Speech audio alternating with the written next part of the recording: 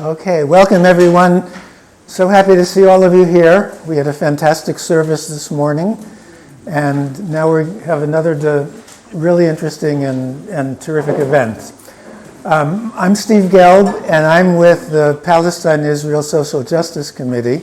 I'll tell you something about that in a minute, but first I'm going to light the chalice to get us started and do a reading.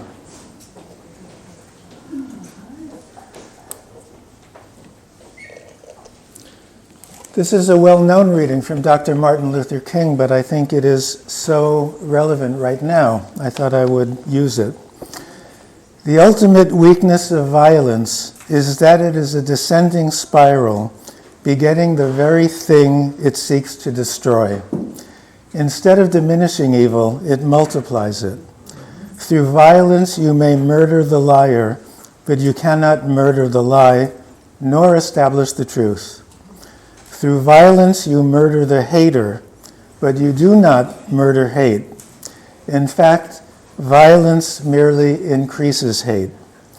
Returning violence for violence multiplies violence, adding deeper darkness to a night already devoid of stars. Darkness cannot drive out darkness. Only light can do that. Hate cannot drive out hate. Only love can do that.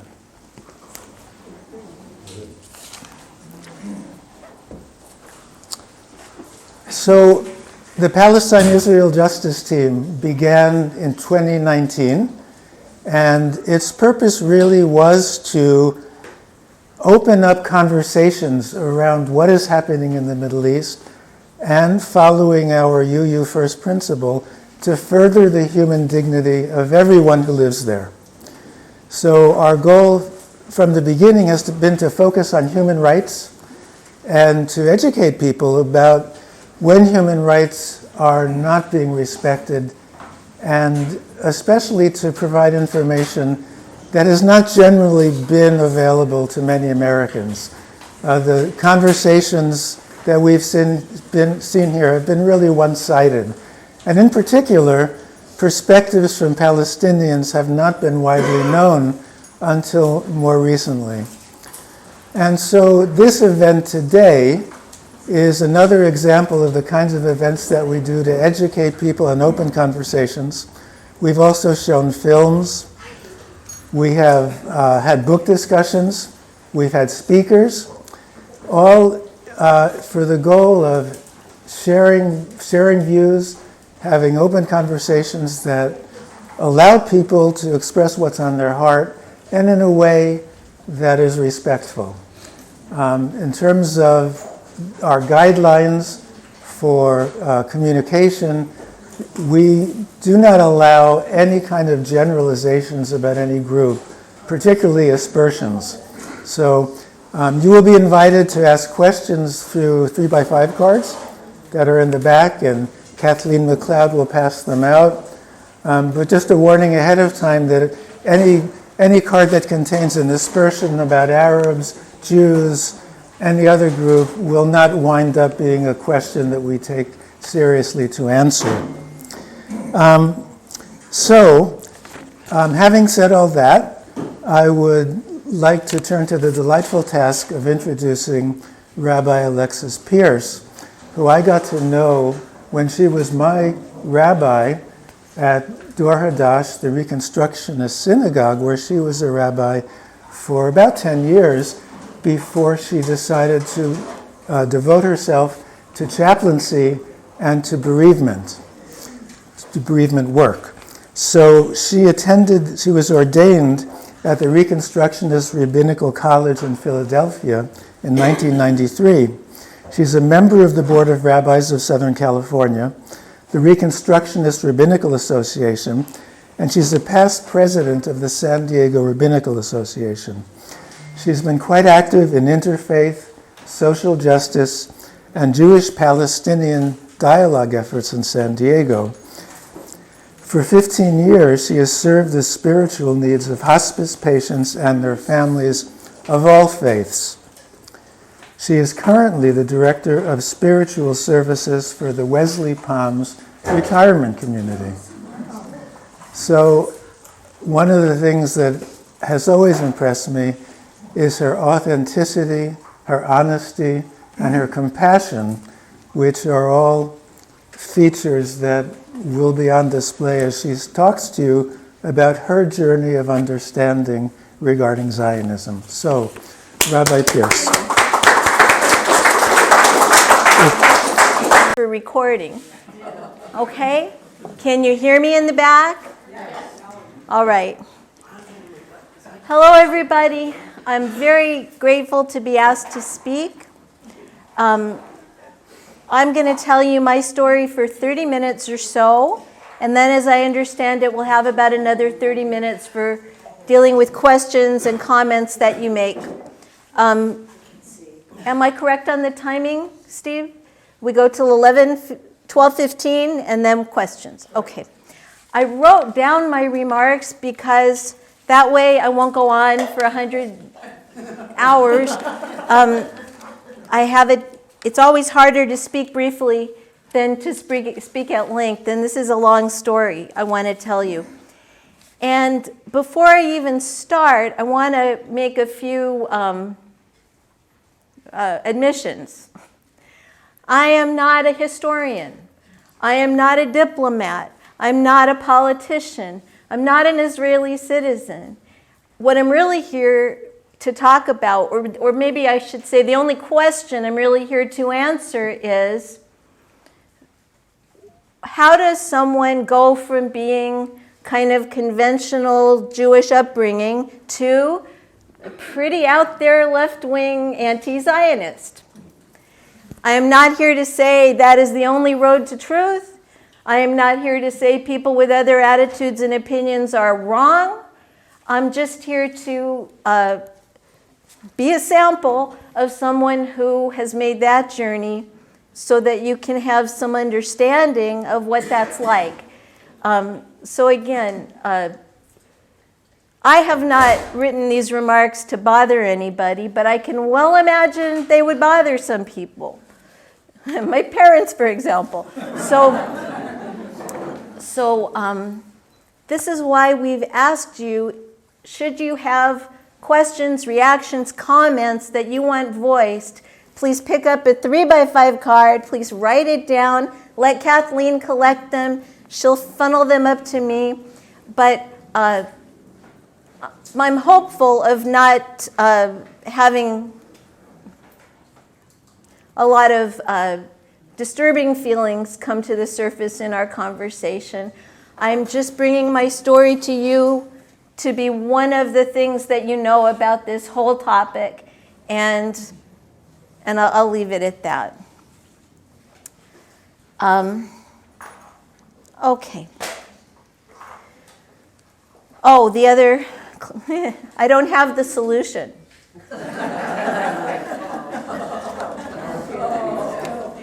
So if you want to go, I mean, I understand. Okay. But the more I have learned about this area, the stronger my conviction has become that the modern state of Israel is very far from the hoped-for solution to the Jewish problem, as phrased by Theodor Herzl, the architect of modern Zionism. What I see now in the insistence that Israel must be supported no matter what is something like the worship of a false Messiah, something the Jewish people have gone through several times over the course of the centuries, and it has always ended in humiliation and disappointment when the alleged Messiah turns out not to have the power to save us all after all. No. So my background, I've lived here in San Diego almost 30 years. I grew up in Los Angeles, in Hollywood, in the Fairfax neighborhood, in a family that belonged to a synagogue in the conservative movement. May I just ask for my own curiosity, how many of you have Jewish background? Okay, so I have to explain Jewish things a little bit, and that's fine. We kept kosher. We attended services occasionally and always on the high holidays. All four of my grandparents were traditional Jews from Eastern Europe. My father said Anatevka in Fiddler on the Roof was exactly the kind of village his father described in Ukraine. My mother's people were Litvaks, that is Lithuanian Jews, who were well known for their hard-headed rationalism, as opposed to Hasidic Jews, who were well known for their religious enthusiasm. They all came to this country at different times due to persecution of Jews by the Russian government, which, as you may know, had an explicit policy to get rid of their Jews, 1/3 to kill, 1/3 to starve, 1/3 to drive out of the country. So I guess my ancestors were in the lucky third. I have a letter from a great uncle about the pogrom that was planned for his town that spurred his parents to sell everything for a song and pack up and run around the year 1900. My Yiddish-speaking grandfather lived with us. He read the Yiddish paper. He studied Talmud every day. He put on his tallis and tefillin, you know what that is, every morning to say his prayers. I went to Hebrew school after school at synagogue 3 days a week. I had a bat mitzvah when I was 13, which was somewhat new for girls in our community. I also grew up with Holocaust stories. The Holocaust took place only 20 years or so before I was born. My father was in the army in World War II and had brought home a Nazi gun as a trophy, which I never saw till after he died, but that's another story. As a kid, I was taught Israel was a wonderful new country that was making the desert bloom, that was full of idealistic and courageous people who were building a place where Jews would be safe and free from anti-Semitism. I was told there had been almost no one living there before, that it was backward and undeveloped until the Jews came and built all these wonderful cities and institutions, and that it was a tiny little country in a sea of enemies and really needed friends.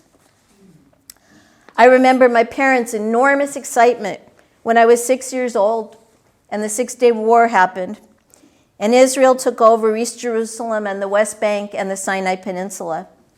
They were thrilled that Israel had survived at all and that it had doubled in size. I was happy Israel was getting bigger. I didn't understand the dotted line on the map on the news that delineated the territories that had been seized. I figured Israel would fill them with Jews and it would all be one big country. Back then, I thought, and I was taught, that Zionism simply meant there should be a country for the Jews. What's wrong with that? Seems so obvious. Supporting Israel was a usual part of our religious services and our communal events. In Hebrew school, we learned Hebrew with a modern Israeli accent, what's called the Sephardic accent, which was different from the Yiddish dialect my parents were brought up with in their prayers. We sang Israeli songs. We included poems by Israeli poets and prayers for the state of Israel and its soldiers in our regular prayer services. We learned about Israel in Hebrew school, along with holidays and customs, as if it were part of the religion. It was an easy theme to include that way, since the traditional prayers were already full of references to the dream of Zion, the longing for Zion, the memory of the story of the promised land, the hope that one day we would be gathered back by a Messiah or by messianic forces. In Hebrew school, there was a map of Israel on the wall across from the chart of Hebrew letters we were learning. There was an American flag and an Israeli flag on the corners of the pulpit, what we call the bima. I took all this completely for granted. I visited Israel with my family in the early 70s. My father had a tear in his eye thinking what his father would have felt to be taking that trip. It was like a big Jewish historical museum. Many locations we visited had only been Bible place names to us before. There were universities and hospitals and synagogues, great art, lovely parks and museums. It was fun. At that time, to me, Palestinians were just terrorists in the news and hijackers of planes. And I had no idea what their story was. And I wasn't curious, and I wasn't taught anything about it.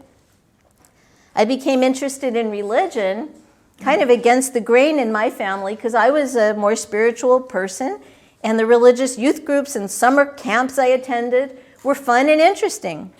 I belonged to a couple of Zionist youth groups, HaShomer HaTzair, Habonim, Young Judea, which were more or less just like my synagogue youth group as far as singing and camping and weekend trips and study and religious practice, but with more of an emphasis both on the Holocaust and on the importance of the modern state of Israel, until I had the idea that the only real fulfillment of a Jewish life was to wind up immigrating to Israel. Emigrating, I guess. Arabs in Israel at that time seemed to me just like local color. I remember on that trip seeing people around, in Arab garb, and it just made the whole place seem like more of a picture book, I guess. At synagogue, at summer camp, we danced Israeli folk dances, we ate Israeli food, we had fairs for Israeli Independence Day. We also, in those days, marched to free Soviet Jewry, and we were told stories of heroic Jews who were visiting the Soviet Union and smuggling in religious articles to those who were covertly teaching and practicing Judaism at great peril in the Soviet Union, while being refused visas to emigrate to Israel. They were known as refuseniks. I think some of you remember them. Beginning in the 1970s, they began to be granted permission, and eventually over 1 million of them emigrated to Israel, quite a few to the United States as well. My neighborhood where I grew up is today full of Russian Jews. Beginning in the 1970s, they emigrated to Israel in their hundreds of thousands, changing the religious and social atmosphere and adding a political faction to the government that moved things much farther to the right. Natan Sharansky was a hero to me when I heard stories as a kid about how he was imprisoned in the Soviet Union, just like Nelson Mandela. But when he came to Israel and the celebration was over, he founded a party and pushed for Israel to take over all of East Jerusalem, and he was very pro-settler, and he led a faction that held those views, and that was very difficult for me to accept. But I'm getting ahead of myself. 1980s, when I decided to become a rabbi, the door had just been opened for women in the conservative movement to do that. I entered the Jewish Theological Seminary, which was the big Jewish seminary in New York City. Loved being in New York. I expected the seminary to be the fountain from which everything I loved about Judaism was coming. And maybe my expectations were too high, but I was very disappointed there. For one thing, they had just agreed to allow women basically over the dead bodies of the entire Talmud faculty. And so there was still one service you could go to that was egalitarian, but they didn't close down the traditional service where the women had to stand behind the mechitza, the dividing curtain. They didn't change the curriculum at all. They taught a lot of Talmud and almost no skills for the pulpit, and they didn't seem to have a coherent theology. I kept pressing on that, and I couldn't get a straight answer. So eventually I wound up moving to Philadelphia and attending the Reconstructionist Rabbinical College. The Reconstructionist movement broke off from the conservative movement under the leadership of Rabbi Mordecai Kaplan, a Litvak rabbi who said, who had a coherent theology, that Judaism has always evolved and that's a good thing, that the Jewish law and practice are the folkways of our people, but they're not binding in the sense of supernatural, word of God, literal law.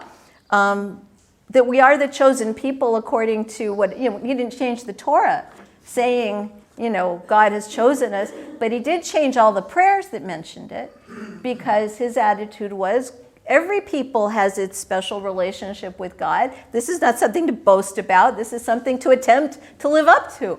But we don't proclaim ourselves the chosen as Reconstructionists. And in fact, he went right into some of the most treasured prayers and changed those words.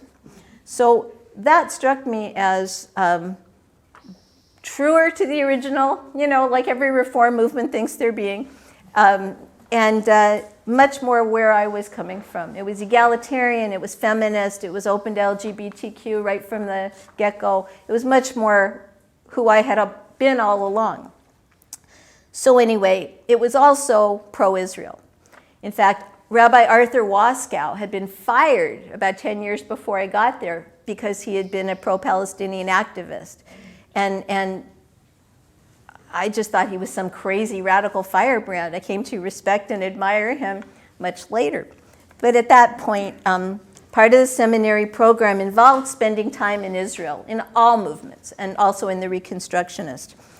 And when I went for the first time, it was the first Intifada, and the old city of Jerusalem was a ghost town of shuttered shops, a stark contrast to the bustling market right out of Raiders of the Lost Ark that I had been to as a kid with my parents in the 70s.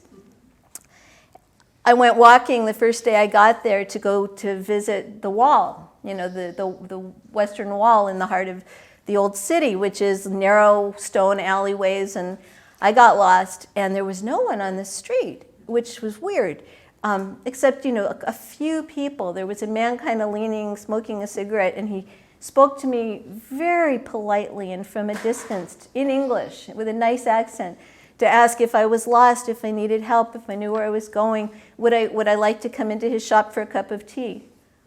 I went into his shop for a cup of tea. It was about the size of 2 refrigerator boxes. It was full of all that junk they sell tourists, olive wood camels and beads and he closed the door. And I thought, uh-oh, what am I doing here alone?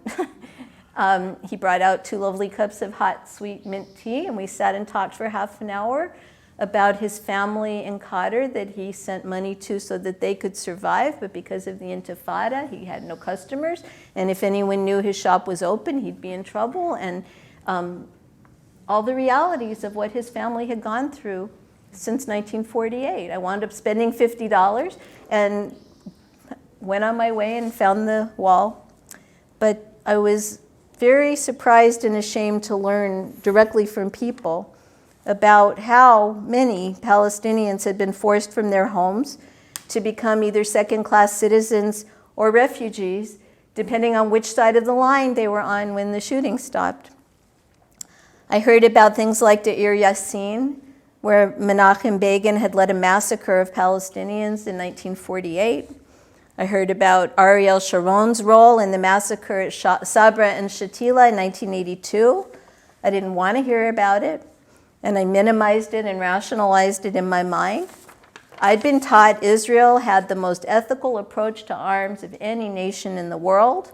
Tohar haneshek is the expression, purity of arms, where Israeli soldiers are taught to use the minimal force necessary and avoid harming bystanders.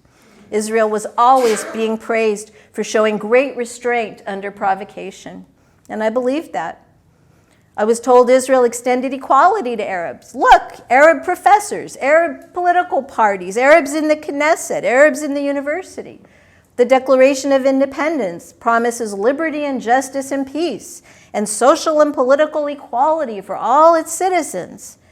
I learned later the Declaration of Independence did not have the force of law, and there is no constitution guaranteeing any of this.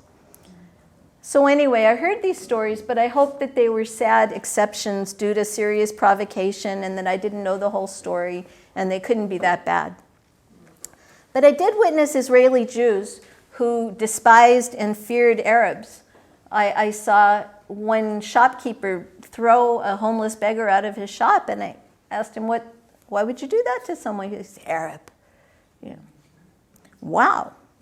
I also was surprised at how a lot of Israeli Jews, religious and not religious, disparaged non-Orthodox practice. As a woman rabbinical student in a progressive movement, I was ridiculous to a lot of people. I was asked questions like, how can you wear a kippah and a sleeveless shirt? Right? Because Orthodox meant only one thing in Israel, to the secular and to the religious. They really owned it. And I learned how Orthodox religious parties already had a political presence in every ministry in the government. You couldn't get married or buried or open a restaurant without Orthodox religious supervision. There was a feminist group called Women at the Wall that I joined with, who were trying to gain the right for women to worship in public at the Western Wall and facing stiff and violent opposition from Orthodox groups who were offended by that. I also joined with the Women in Black, Arab and Israeli women who stood together every Friday to protest the occupation. I was surprised to learn about the Arab Jews, that is the Sephardic community, many of whom had been driven out of Arab countries and come to Israel after the War for Independence, because the Arab countries they lived with kicked out their Jews at that time out of opposition to the state of Israel. And I learned about them in Hebrew school as interesting colored. There's Jews here from all over the world. What I didn't know is that the Sephardic Jews were the janitors and the busboys, and were lucky to get jobs like that. They were considered lower class than the European-descended Ashkenazi Jews, like me, who tended to have a higher status there. The black Jews, who had been rescued from famine and brought from Ethiopia, were even lower status, and by the way, had all been forced through Orthodox conversions to become citizens of Israel because their practice was considered too divergent from Orthodox practice to count as full Jews. I hadn't realized these categories existed within Jews, among Judaism, among Jews. It was not the socialist utopia I had grown up believing and singing and marching for. One of my fellow rabbinical students was Brian Walt, a South African, wonderful guy, looks like Moses. He had watched and been an activist in the end of apartheid in South Africa. He was very sensitive to justice issues, and after graduation, he wound up as the head of Rabbis for Human Rights, which was a group I joined because I knew Brian. And I learned from him for the first time about Israeli settlers in the West Bank who regularly attacked Palestinians there and destroyed their homes and olive groves while the soldiers stood back and let them. As a feminist, as an American believer in separation of church and state, as a Star Trek fan who envisioned a race-blind future, Israel was looking very problematic to me. After I came to San Diego to head a small synagogue congregation, Dor Hadash, yay, and 2 other people are here at least from there too. Hello. It's still here. After I came to Dor Hadash in the mid-90s, I got to know Shimon Kamiel. I don't know if anyone knew him. He was a Jewish man in the community who had lived in Israel for many years, although he was from San Diego. He had lived on kibbutz for a number of years. He wrote some memoirs. And we talked, and he told me about a lot of bad faith reports from the military justifying actions he knew to be wrongful against Palestinians. He had Palestinian friends in San Diego he introduced me to, who owned a lovely restaurant, the Nashashibis. Their family had been a big Jerusalem Arab family for hundreds of years. I was approached by Jewish-Palestinian dialogue activists who wanted to come and make a presentation in our community. I met with them, I liked them, I had the event. The congregation mostly appreciated it. One guy left the congregation because that was over the top for him. But many others came up to me saying, thank God there's some place I can go that my views are represented. And so I felt it was important to do it. And I joined a living room dialogue group. And I met Libby and Len Traubman, who were wonderful, compassionate listening activists, and Doris Bitar in our community here. She's a Palestinian Syrian Christian artist, art professor at UCSD for a long time, married to a Jewish professor at UCSD. And together they were in dialogue with us. Anyway, now I really began to hear their stories in detail and in first person. And they sounded exactly like the Jewish refugee stories of my grandparents' generation, needing to flee from persecution and slaughter with very few countries willing to take them in. I learned also that among Arabs, the Palestinians are considered particularly cultured and well-educated, and even called the Jews of the Arab world.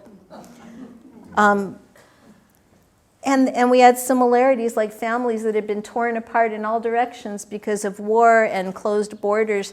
I had one friend there, an Arab, a Palestinian guy, who had 5 aunts with 5 different passports in 5 different countries because of when and how they could get out. Their family just been ripped apart by history, unfolding. They didn't do much to cause. As I began to take in what had been left out of my education, and I saw the harm Israel was doing and continuing to do to the Palestinian people, I went through a period where I felt like my house was burning down. Much that I had been taught, I began to realize, was crafted to excuse Israeli aggression and to raise money in support for Israel and political support for Israel. My classmate, Rabbi Brant Rosen, puts it very well, the kind of realization I came to, which was, when Israel was founded in the traumatic wake of the Holocaust to create safety and security for the Jewish people, it was a state founded on the backs of another people. Israel was established through what Palestinians refer to as the Nakba, the catastrophe, the ethnic cleansing of 750,000 Palestinians from their homes in 1948, which has grown to several million, of course, by now. And since that time, Israel has subjected the Palestinians to a regime of Jewish supremacy in order to maintain its demographic majority in the land. I had been taught to look at the Palestinians as terrorists and Jew haters, and now I started to see them as people, just like the Jews, who had been persecuted and driven from their homes just because they were not Jews. And as the Israeli government drifted rightward, these policies became ever more obvious and ugly in my eyes. It was becoming an apartheid state, especially in the occupied territories. I took the flags off the bima. I read Jimmy Carter's book on apartheid. I started to see that the Jewish religion had existed for a long time before the modern state of Israel and was maybe not best represented by it. I began to try to peel apart support of the state from religious practice. For this and a lot of other personal reasons, I left congregational work in 2005 and became a healthcare chaplain serving the more general population, not just Jews. I began to continue to support progressive Jewish groups that were interested in dialogue and justice for Palestinians, including Jewish Voice for Peace and more recently, Rabbis for Ceasefire. My friend I quoted before, Rabbi Brant Rosen, founded a synagogue in Chicago that was explicitly non-Zionist. I followed this with interest, and I finally joined it during the pandemic when they developed a large out-of-state Zoom following. Since then, we've become explicitly anti-Zionist. That was a big debate. This is a first, but I hope it's a trend. Working in the general community, I saw what the statistics show, which is that most Jews do not belong to synagogues, and many do not feel good about Israel's policy choices. However, the synagogues, the Jewish Federation, which are social service and charitable organizations, together with AIPAC, continue to proclaim steadfast support for Israel no matter what, as if our lives depended on it, as if any voice that spoke against Israel's policies toward the Palestinians equaled hatred of Jews. I've been a big supporter of BDS, for example, boycott, divestment, and sanctions, as a nonviolent way to protest something politically, and it's treated as if it's a crime. It's being support of it is now being termed anti-Semitism. They're trying to make that the law, the legal definition of anti-Semitism. You can't object violently, and you can't object peacefully. Anyway, I can't fault people who lived through the Holocaust for worrying that there are enemies who want to kill all the Jews. I've been exposed to enough material from local white supremacists and hate groups to know that there are such people. Synagogues in San Diego get attacked all the time. It doesn't always make the news. Spray painted, broken into, little bombs thrown through the windows, things like that. And there are such haters among the Arabs too. But this fear should not be used, in my opinion, to give the government of Israel permission to abuse the rights of others and take their land, attack and kill them, imprison them, humiliate them, and act offended when they protest or fight back. The fact that we have been subject to so much persecution over the centuries, I think, should make us all the more reluctant to inflict persecution. So for me, although the cycle of abuse would say otherwise, right? What's happened to you, you tend to pass on. So for me, Zionism has become something I cannot support. Zionism is a big word. I had a whole course on Zionism where we talked about all the political Zionism, cultural Zionism, historical Zionism, labor Zionism. There are many shades. The one I'm talking about is political Zionism. Israel is still the place where Judaism originated. Zion is still a very precious symbol, but I don't see the political modern state as my country. It doesn't make me feel safe or proud. What I hope for there is that we find our way to a country that provides equal rights and equal status to all its citizens, even if that state is not called Israel. How about Abraham land? I don't know. And even if the majority are not Jews. I think of New York with 3% Jews. They're doing very well. So if they're 72%, or 51%, I don't see that could be so disastrous. I believe there should be freedom of religion and full equality for all, including women and including non-Orthodox practitioners. These are my values, but I don't live there. I'm not directly affected by the situation, and I don't feel like it's my place to tell Israel what to do. But I see this ongoing massacre in Gaza as the clearest evidence yet that Zionism is the wrongful domination of one group over another. I don't want the United States to support this.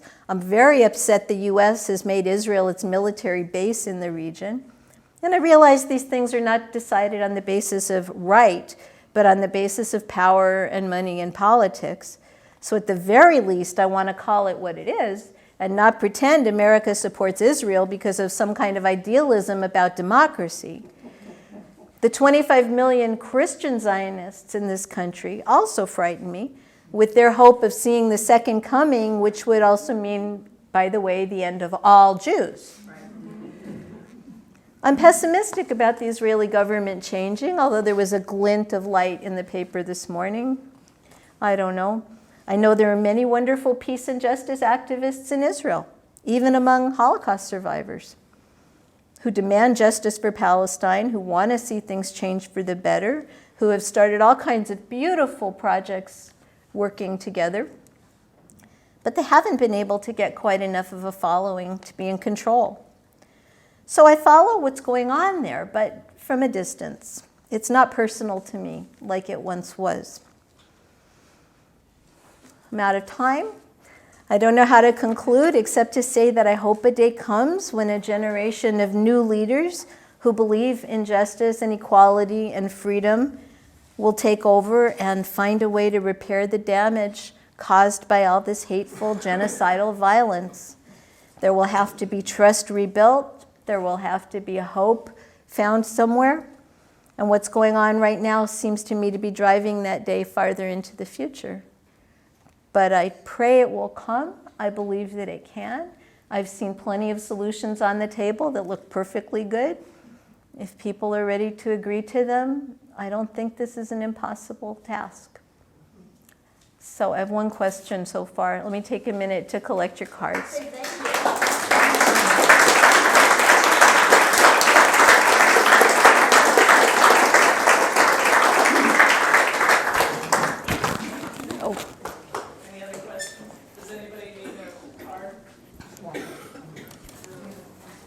Thank you.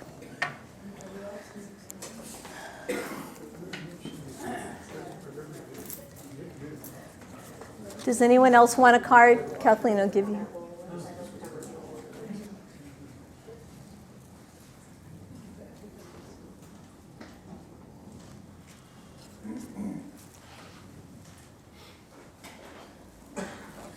There's been no updates on the helicopter crash. No updates on? On the helicopter crash. Raisi, the president of Iran, was in a helicopter crash. We'll have to look into that. I don't know about that. It's just on Press TV and Sputnik and RT, and there's no updates.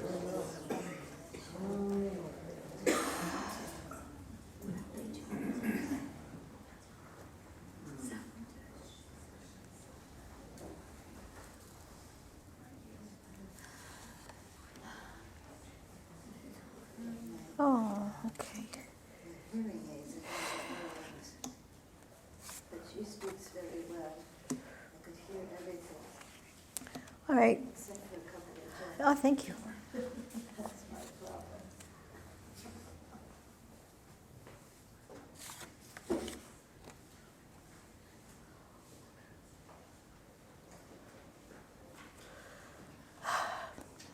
I don't know. I'll read you the questions and we'll talk about them.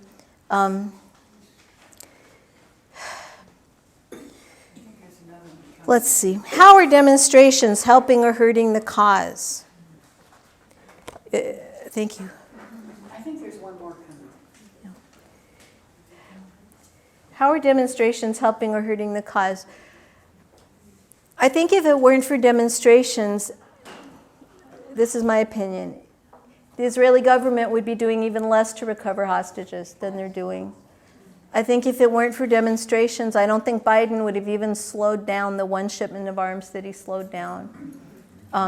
If it weren't for demonstrations, I don't think the Democratic Party would have to grapple with the fact that they're losing the young people over this issue. I think demonstrations are extremely important. They can be frightening.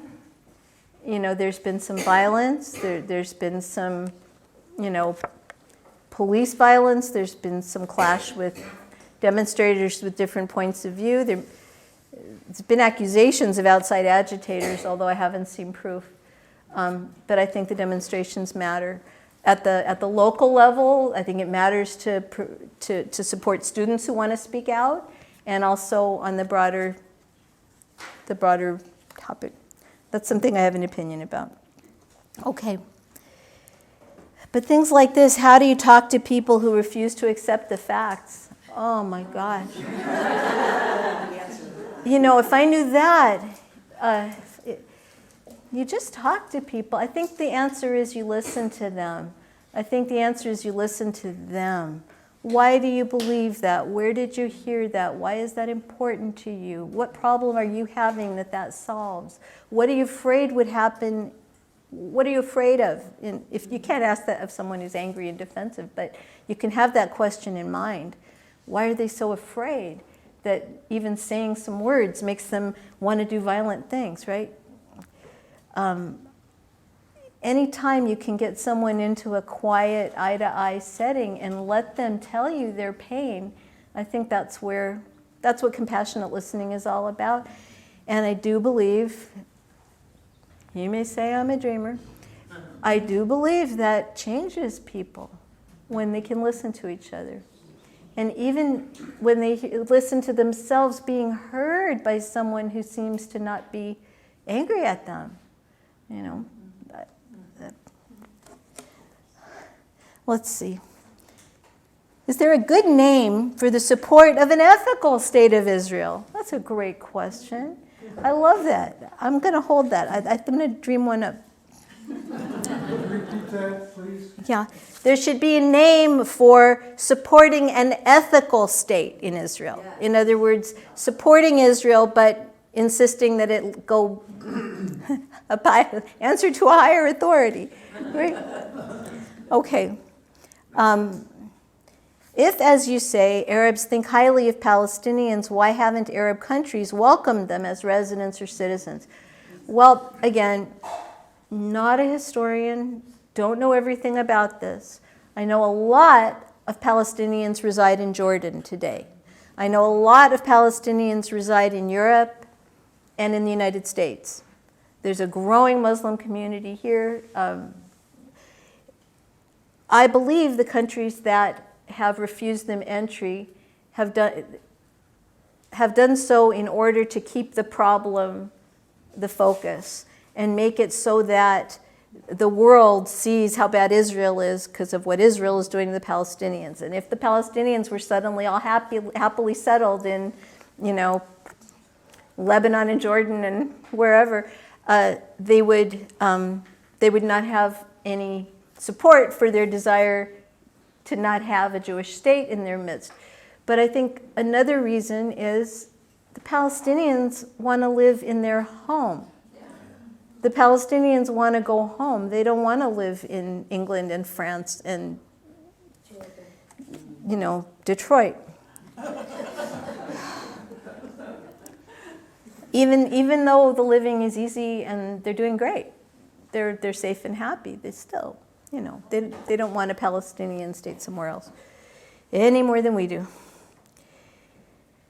Any suggestions on how to talk with our relatives and close friends about this? My whole adult life I've been bothered by Zionism. Back to 1967. Good for you. Okay, you're way ahead of me. How to talk with our relatives about this? I would say exactly what I said before. Listen to them. Explore together. Because underneath the conflict is probably some very dear and meaningful intention for your well-being from them, and maybe, that's all I can say. Listen, but keep asking gentle questions. How do you know? Why do you think that? Has that worked out the way you thought it would? Have you been pleased with what's happened lately? Gentle questions.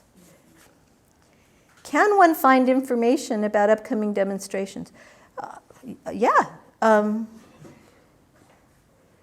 The Jewish Voice for Peace group puts out emails there on Instagram. You can follow them on Instagram. I don't know how else you would do that. There's a group called Activist San Diego. Do they list their... Okay, well, talk to Steve. How do you focus on the future of Israel amidst the global community as a result of the horrendous genocide taking place? How do you foresee the future of Israel amidst the global community as a result of the genocide taking place? And that's similar to this question, what should come after?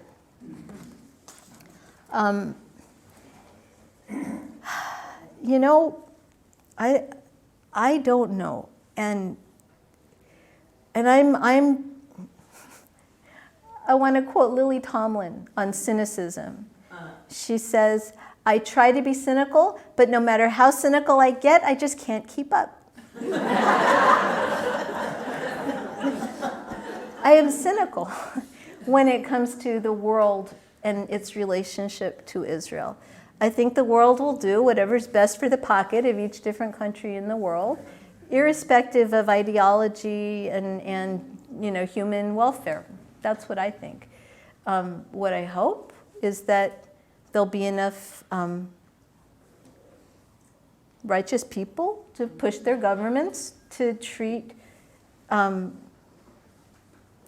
people of Israel fairly and the people of Palestine fairly.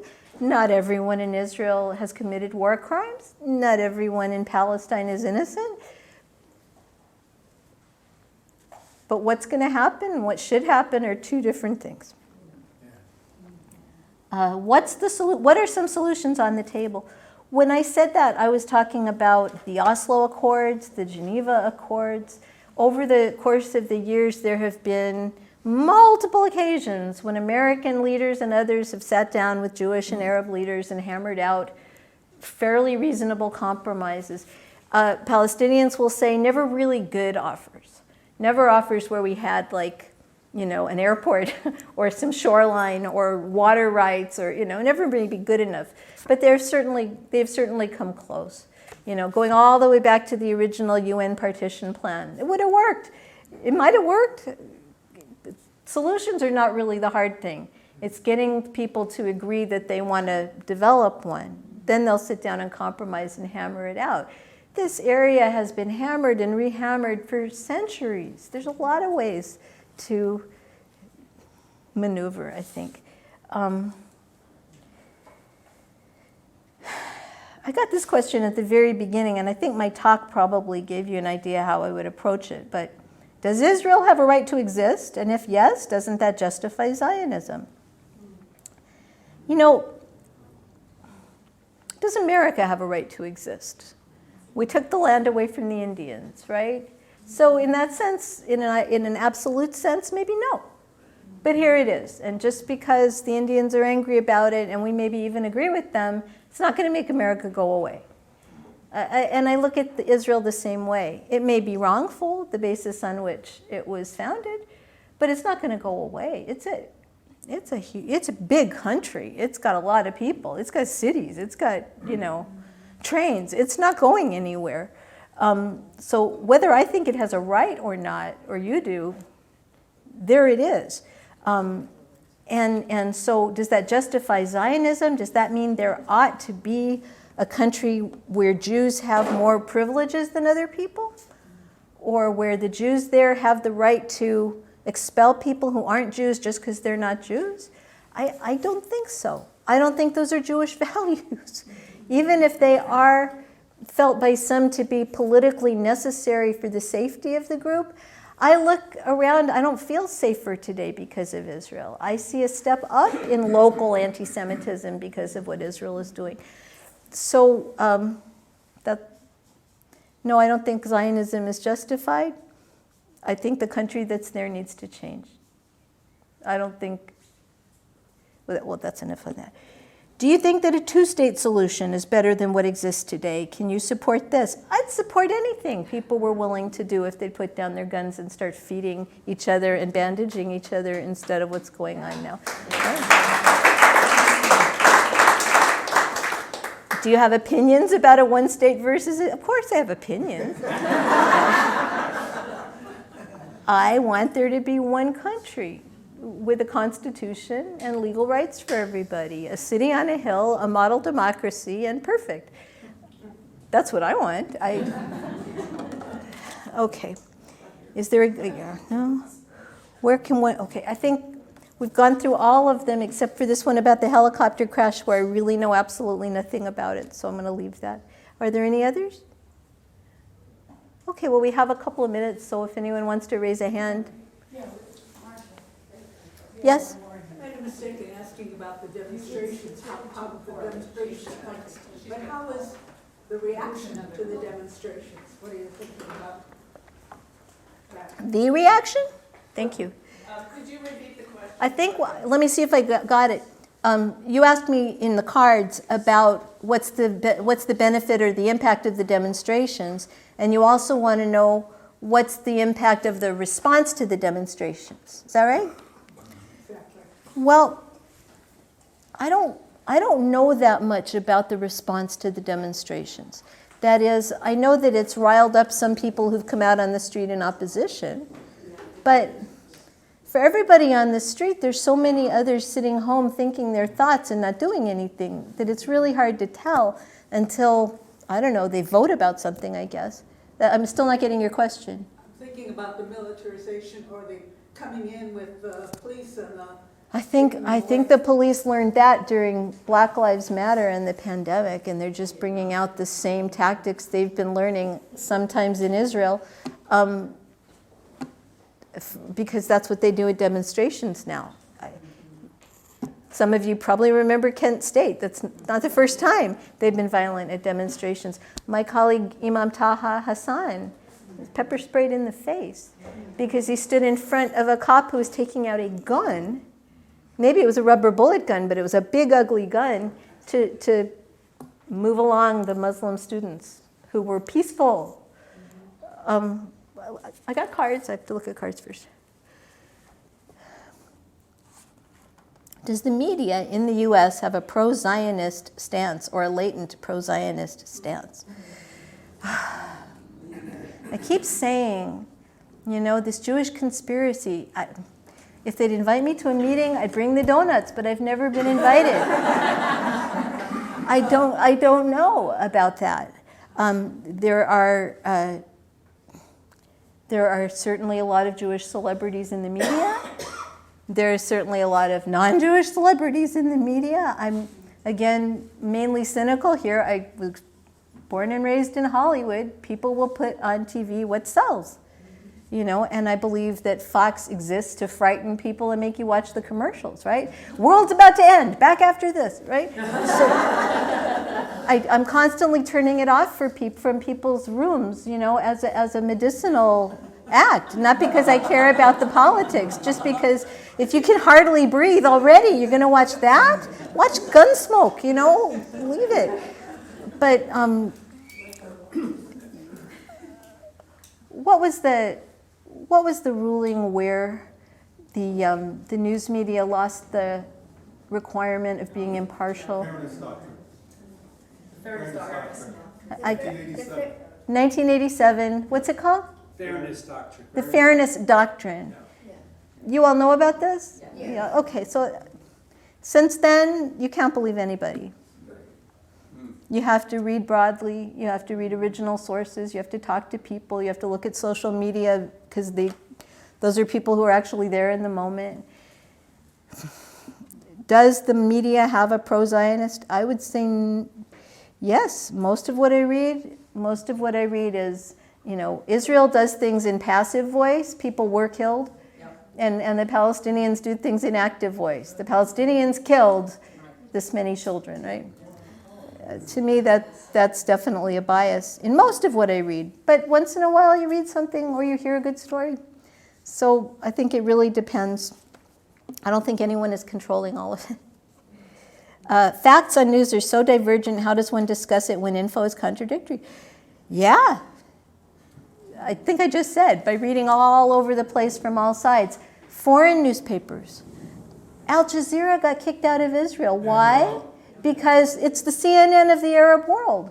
And they want to control the message. And that's what authoritarian countries do, right? So you've got to dig. Yes? A comment that you just finished. The alternative media has amazing What do you like to listen to? breaking points, for example.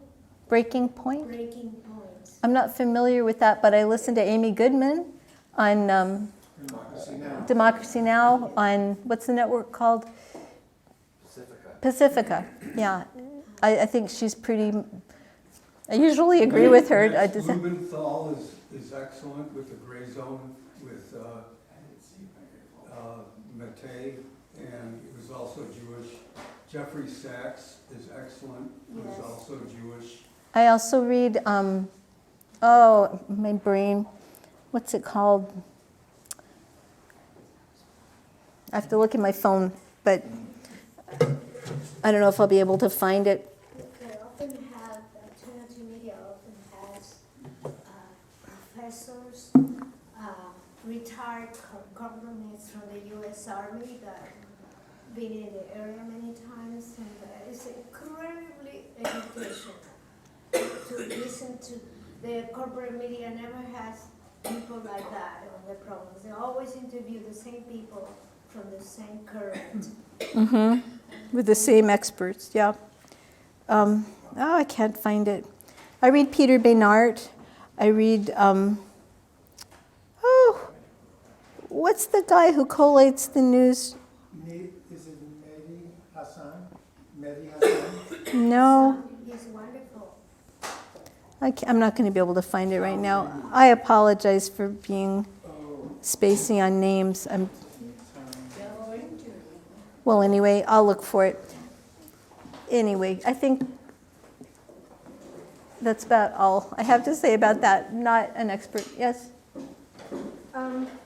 I was just thinking, looking at it all from a very, somewhat similar to you, but a different bit of point of view, because I read Leon Uris's book, Exodus. I thought, wow. Those poor And, people, right. So eventually, I took a semester of Hebrew. I actually went to Israel in 66 or 67. And,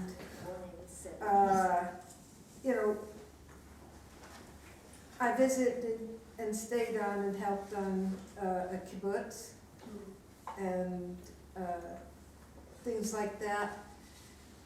And there was a border incident while I was there, but it was just, the guide said, well, just remember where the shelters are, the nearest shelter, and you'll be fine. well, the thing was, it got to the UN Security Council and on TV, and I was so wiped out by the heat. I wasn't writing home, and my mother was writing. This is the second letter we've written you. This is the fourth letter. They were scared. Yeah, and so I saw something that was scary, but in the end, was safe, and learned about farming and things like that. But now I look and I think the idealism that everybody had and I had back then. Maybe not as justified by what's come since. Yeah, I see. I share your disappointment. Yeah. One thing we were determined is that if people have something to say, that they ask a question and not kind of give a talk. Whoops, sorry. No, it's okay, because we failed to say that up front, so I'm saying it now. And also, maybe, I don't know whether you're feeling it's a good time to end and people could stay. Sure, I'm happy to stay. We're 5 minutes earlier than we needed to be. I see people beginning to move out, but It's been a long morning. Yeah, let's take maybe one or two more questions, and then if people want to stay and talk to Rabbi Alexis, she's willing to do that. 2 questions. 2 questions. Okay. She's been having her hand up Okay. for a long time. All right, 3 questions. You first. Okay. I know in this room I'm somewhat playing the devil's advocate, but is there a less, I would say, reactive answer than BDS?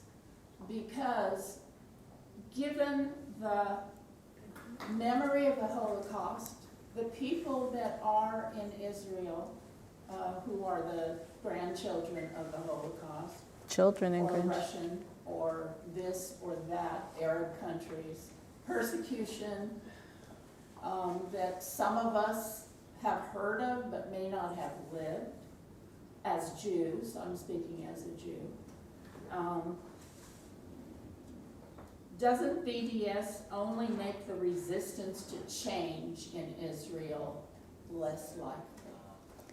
Well, Could you repeat the question? sure. The question is, Israel is full of beleaguered people who are survivors of persecution and their children, whether it was Russian or Holocaust or Middle Eastern. Isn't there something gentler than BDS to do as a protest of what's going on? Is that your question? Yes. Like Marshall Rosenberg, but you know what I'm talking about. All right. I didn't dream up the idea of BDS, but I support it, mainly because it was effective in South Africa. It was a way of getting world attention focused on the fact that there were human rights abuses that were unacceptable and things had to change. I do not personally wish to tank the economy of Israel. I would like to see it thrive and become a better place. But I am supportive of BDS because it seems to have the power to focus attention. Yeah, this lady and that lady, and then we'll have to meet privately. Yeah. My parents used to talk to me about one of the difficulties in changing the way the United States blanketly supports Israel no matter what is our elected officials, and that we have some choice over who we elect, but any comments that you have about that or suggestions about that? Again, not a politician, but a devoted Bernie-crat. I look at our legalized bribery of the government by corporate entities as total corruption, limiting our abilities as citizens to make the kind of difference that we ought to. And it's awful. And I'd like to see it change. And I don't see that on the top of anybody's political agenda. But you're not wrong. We can make some difference with who we elect, especially at the more local level. And I still think that's very important. No? Okay. My question is, how do we keep going? How do we manage to be having an effect on things without Losing heart? Yeah. Question is, how do we keep our faith despite the fact that this seems impossible? Your ministers are in the back. We just celebrated Passover last month. In the story of Passover, the children of Israel, after enormous struggle, get out, and then they wind up at the Red Sea, and the door is shut in front of them, and death is coming from behind them, and there is no way out, and there is no solution. The end, right? Except, wait, no. Something nobody thought could happen happens, and who dreamed up this psychedelic thing? The sea itself opens, right? And the people still get out. So what that tells me is there's always a solution possible that we haven't thought of. There is a power greater than we are that wants there to be salvation. We try to line up with that, anything can happen. Amen. Thank you so Thank you. much. Rabbi.